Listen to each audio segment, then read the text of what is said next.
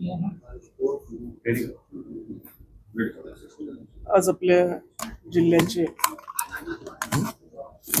आपल्या जिल्ह्याचे नेते शिवाजीराव कर्डिले साहेब यांचं आज सकाळी दुःखद निधन झालेलं आहे.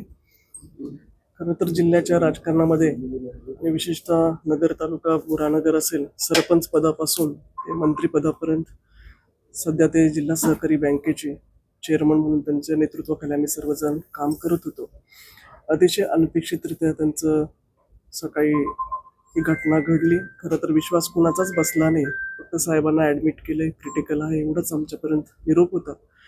परंतु शेवटी हे सगळ्यांना स्वीकारावं लागलं. आणि खरं तर 5 ते 6 वेळास त्यांनी आपल्या जिल्ह्याचं आणि मतदारसंघामध्ये वेगवेगळ्या भागातून आमदार म्हणून त्यांनी काम केलेलं आहे.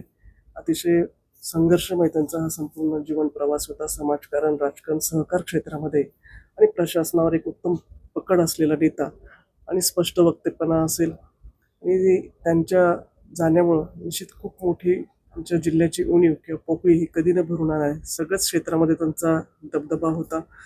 एक ती सामान्यातला सामान्य कार्यकर्ता असेल, ते साहेब आपले वाटायचे. त्यांच्या प्रत्येक कार्यक्रमाला साहेबांच्या प्रेमापोटी आपण जर बघितलं असेल तर आज प्रत्येकाला वाटतं की आपल्या घरातला माणूस, घरातली व्यक्ती गेलेली आहे. आणि मला वाटतं कर्डिले कुटुंब असेल, जगताप कुटुंब असेल, खोतकर कुटुंब असेल, नुकतंच काही दिवसापूर्वी, काही महिन्यापूर्वी स्वर्गीय अरुण काका हे आपल्यातून गेलं. ह्या तिन्ही 4 कुटुंबियावर आणि संपूर्ण परिवारावर, जिल्ह्यावर खरं तर ही दुसऱ्यांदा खूप मोठी घटना घडलेली आहे. याच्यातून कधी ना उणीव कधीच भरून येणार नाही. मला वाटतं आम्ही सर्वच जण अक्षयच्या आणि संपूर्ण कर्डिले कुटुंबियाच्या पाठीशी आहोत. मी आमच्या मतदारसंघाच्या वतीने, जिल्हावासियांच्या वतीने आणि भारतीय जनता पार्टीच्या वतीने साहेबांच्या पवित्र आत्म्यास श्रद्धांजली